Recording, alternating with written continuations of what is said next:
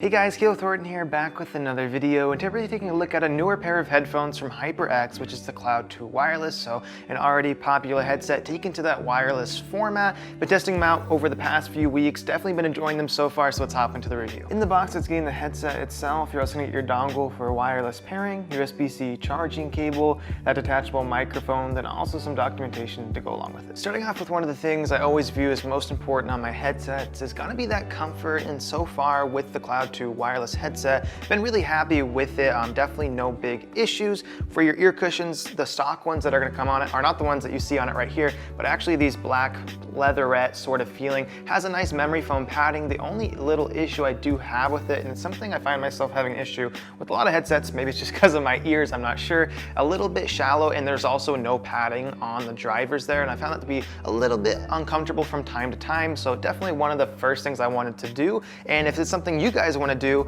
is get some replacement ear cushions. I'm really happy to say I actually teamed up with a great company called Wicked Cushions, deliver some super high quality replacement ear cushions. You get different customizable designs, as these ones right here, you see them match really well with the HyperX red theme. You can also get different materials, as well as going to work with a lot of different headsets. And of course, I'm not going to push a product on you guys that I don't actually think is good and doesn't bring value to the product itself, and I haven't used. I've been using these ear cushion replacements for a couple weeks now. Been super happy with them, as well as the comfort overall. Definitely a big upgrade over these stock ones. And if that's something that interests you guys, I'll leave it linked in the description down below, and you can use the code Caleb, my name, T, and then 10 for 10% off, either on their Amazon store site or on their own website. So definitely check that out if it's something that interests you guys, and I'll have it linked in the description down below. The headband itself is going to be that same leatherette material that those stock ear cups are made out of, along with the same memory foam on it. And so far with the headband as well, very comfortable sitting on top of the head, definitely no issues there.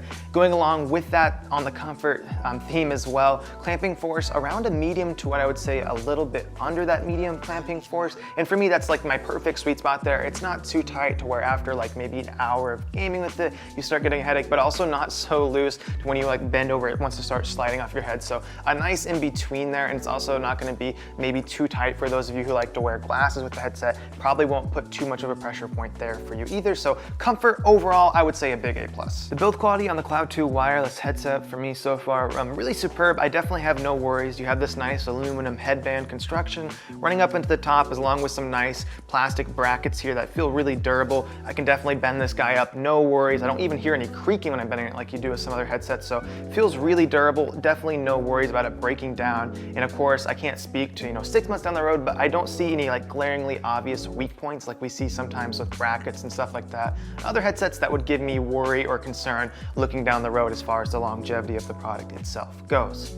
The design, on the other hand, might cause some more red flags. Well, that was kind of ironic because of the red colors of the brackets. You got the red stitching on the headband, you got the red logo on the side, but the nice thing is they give you some other colorways here. You can get a gunmetal color or an all black colorway. So if you want that to blend in maybe a little bit more with your setup versus having something like a red color sticking out, the option is available. Of course, with me, I kind of made the best of the red color and combined it with the ear cups to make I think a pretty cool look. So if you're someone who's going to want those other colorways, they do have those available, which is nice to see. For adjustability on the Cloud 2 wireless, you have your pretty standard in and out as far as the ear cups go, and there is little bumps in there so you can feel each stage individually, as well as if you look on the inside of the headband to give you some like little circle or notches so you can kind of match it up with the other side if you want to make sure it's just lined up right. Besides that though, not a lot of adjustability. You get the vertical tilt in it like this way, and then a very minute amount of side to side tilt. I'll try to get a close up on the camera, but you can't see very much there, but it is present, and I think that would probably be just enough, along with the clamping force not being super tight,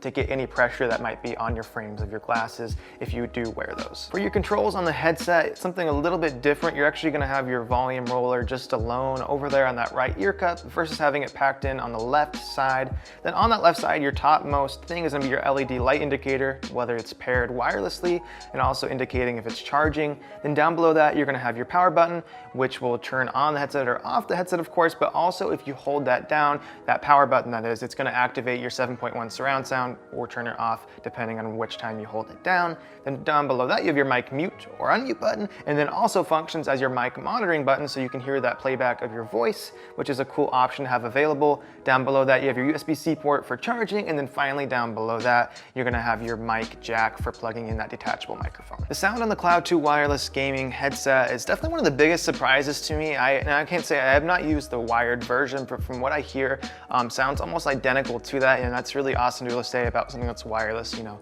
versus a wired. We're usually going to get better audio out of it.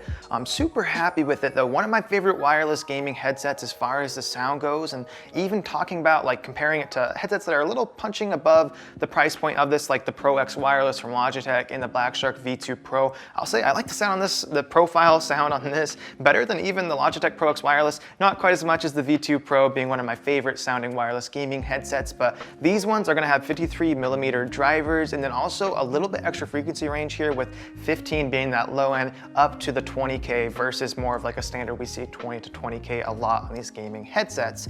And I would say one of the biggest downsides of this though it has a really nice full sound stage, I didn't find any really big muddiness in the mix. All my sounds were separated nicely from more environmentally focused games where I want to hear those sounds around me, and then right over into like a more high-paced, something like a shooter game where you really want to hear those high-pitched noises and really get out like things like footsteps.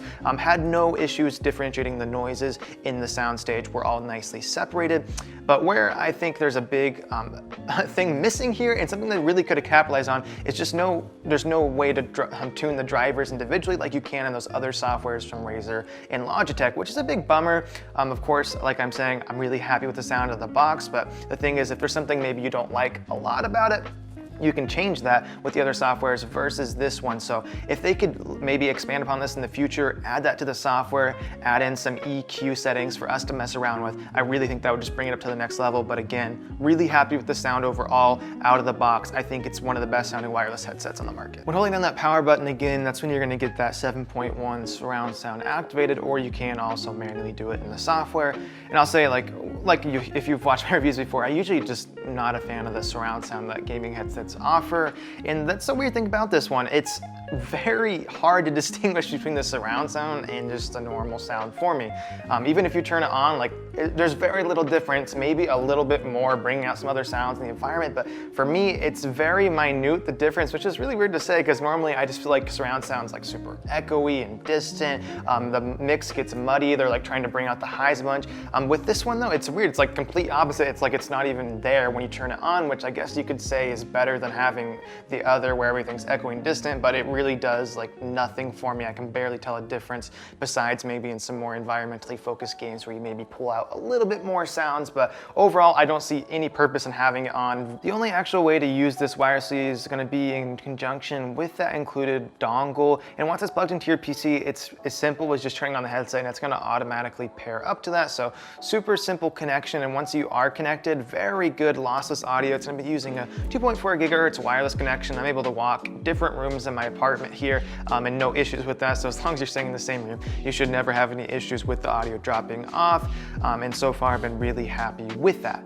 For the battery life on it, they do advertise up to 30 hours, and I will say that seems to be accurate. I can usually go like 4 or 5 days without having to charge it, and that's with a lot of use for me. So overall, really happy with the connection and the battery life of it. All right, guys, all the audio you're going to be hearing now is coming through the HyperX wireless Cloud 2 microphone, and personally it sounds decent. I mean, it's a headset microphone at the end of the day, so it's never going to sound perfect. It does come with that windscreen already on it, which is nice to see. And also, when you do press the mute button, something I didn't mention earlier, there is a red LED indicator on the microphone itself, which lights up to let you know you are muted, which is a cool touch to have here. But now jumping into the software, super simple. Like I was saying, there's not a lot of options in here as far as like tuning drivers and stuff, so just the very bare bones options in here, and things that you can already basically do all on the headset itself. So here you can adjust the volume, which you can obviously do on the headset, microphone volume, which is the output of it. Then you have the surround sound, which you can activate by just tapping on your power button, but you can also manually do it in here. And like I was mentioning before, kind of hard to tell when it's on, so you might want to manually do it just so you know whether it's on or off.